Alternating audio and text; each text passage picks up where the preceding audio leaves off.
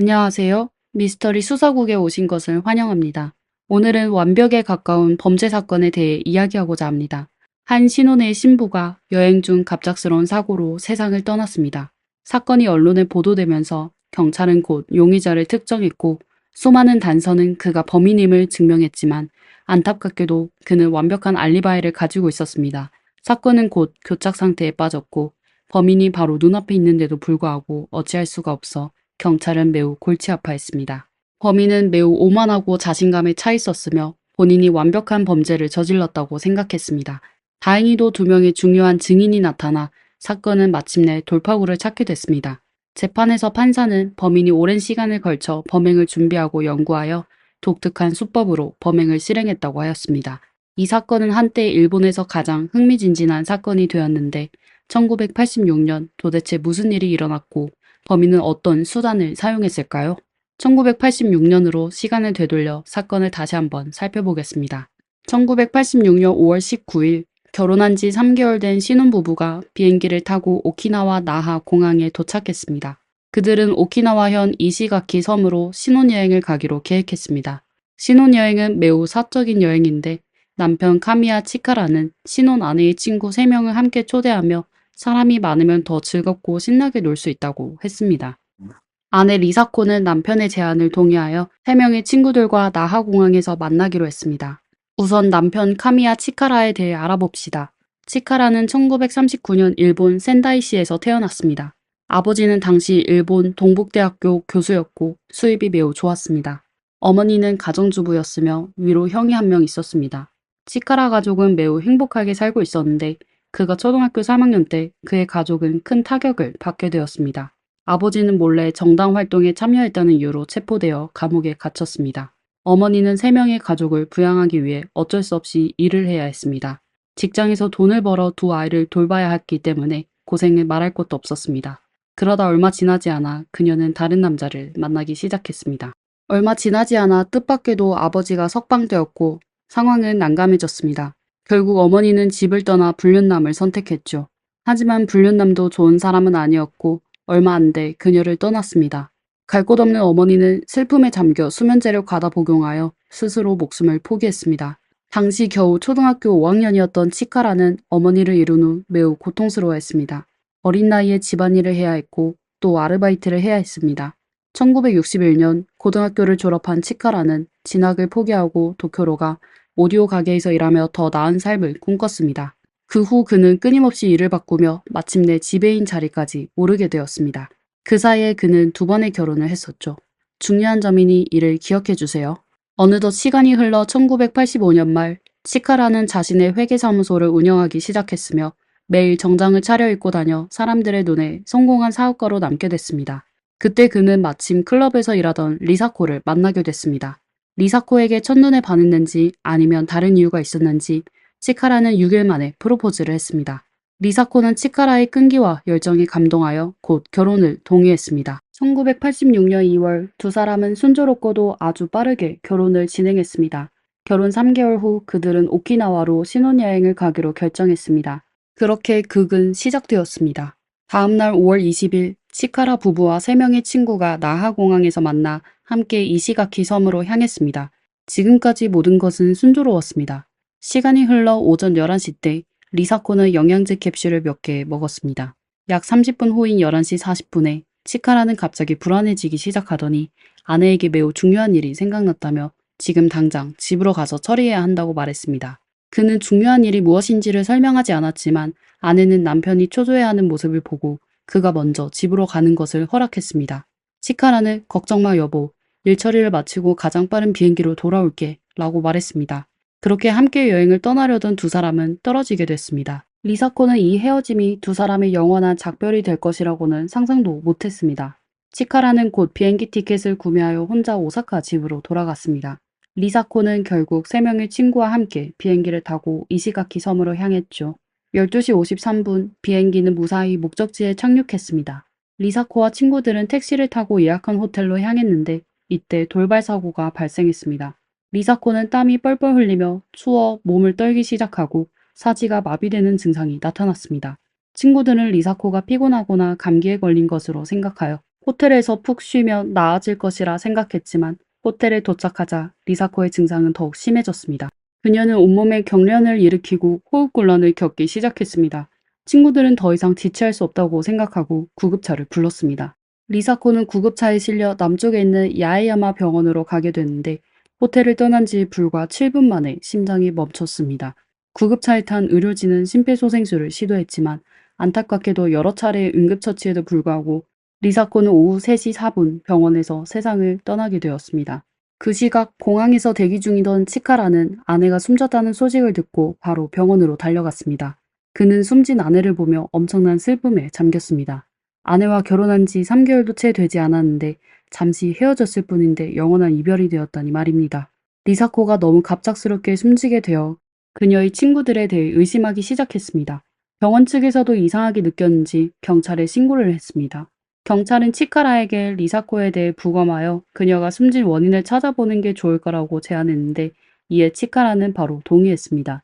당시 류큐 대학교 법의학 조교였던 오노 요우키치 박사가 이 부검에 참여했습니다. 그리고 바로 그가 이 사건을 해결하는 가장 중요한 사람이 되었죠. 오노 의사의 검진을 통해 리사코의 신체가 건강하고 각 내부 장기에서도 병리적 이상이 발견되지 않았다는 사실이 확인되었습니다. 심장 위치에 약간의 붉은 액체가 있었지만 다른 질병은 발견되지 않았습니다. 세 친구가 제공한 단서들, 즉 발병 시 심한 발한과 호흡 곤란 등의 증상을 종합해 볼 때 사망 원인은 급성 심근경색으로 추정되었습니다. 하지만 오노 박사는 직감적으로 무언가 이상함을 느꼈습니다. 우선 급성 심근경색의 원인을 알 수 없었고 리사코의 남편 치카라가 너무나 평온했기 때문입니다. 특히 오노 박사가 심근경색이라는 전문 용어를 쓸 때 치카라는 마치 그 단어를 익히 알고 있는 듯한 태도를 보여 오노 박사는 리사코의 심장 부위에서 붉은 액체 30ml를 조용히 채취해 보관했습니다. 이것은 나중에 사건의 결정적인 증거가 되었습니다. 5월 말 오사카에서 리사코의 장례식이 열렸습니다.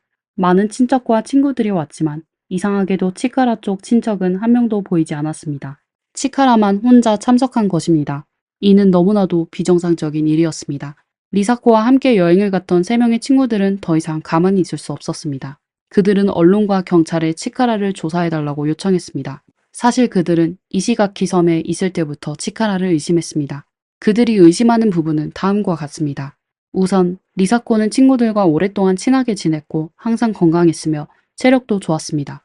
급성 심근경색을 일으킬 만한 이유가 없었다는 것입니다. 친구들은 리사코가 무언가를 먹고 중독되었을 가능성을 의심했습니다. 사건 당일 그녀들은 리사코가 치카라가 만든 영양제라고 말하는 캡슐을 몇 개 삼키는 것을 목격했습니다.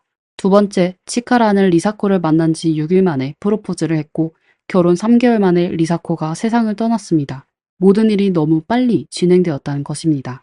게다가 장례식에서 치카라는 혼자 참석했고 너무나 차분한 모습을 보였습니다. 새 친구들의 주장이 언론에 알려지자 경찰은 치카라에 대해 조사를 시작했습니다. 조사를 진행할수록 더 많은 의심스러운 점들이 드러났습니다. 첫째, 치카라는 경제적으로 문제가 있었습니다. 그는 회계법인을 운영하고 있지만 돈을 벌지는 못했습니다.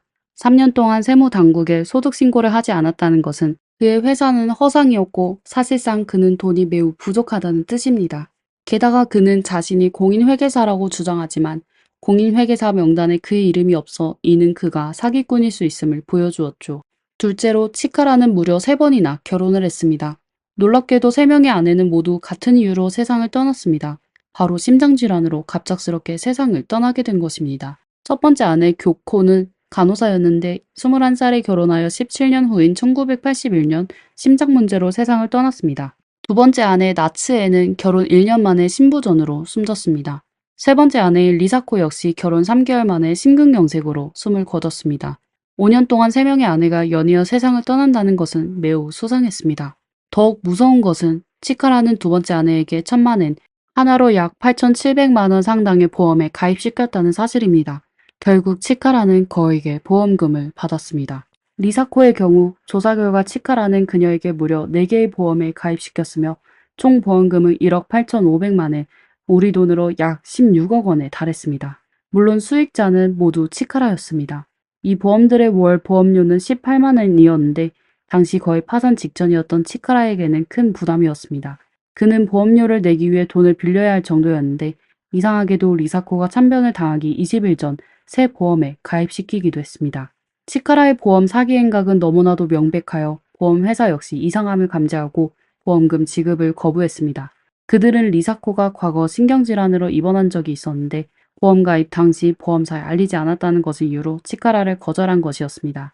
이에 치카라는 격분하고 보험회사를 고소했습니다.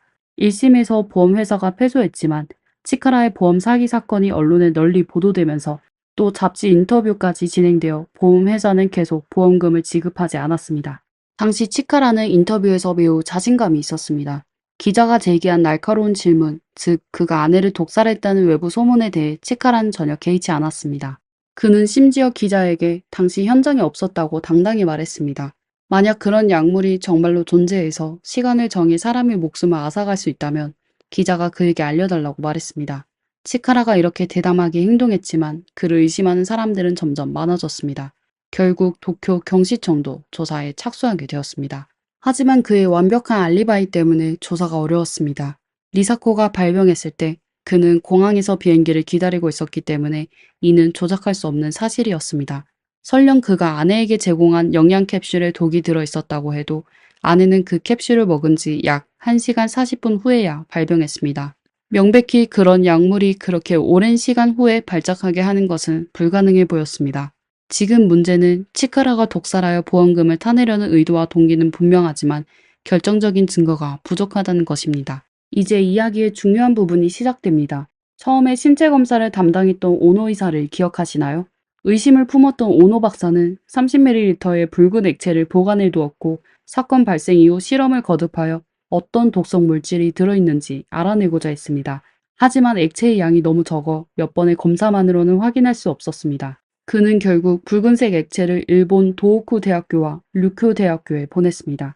긴 시간 동안의 실험과 비교 끝에 붉은색 액체에서 마침내 독성 물질인 아코니틴을 검출하였습니다. 아코니틴은 부자 등의 식물에 존재하는 강력한 독성 물질인데 진통 효과가 있지만 독성이 매우 강해 감각신경과 중추신경을 흥분시키고 마비시킵니다.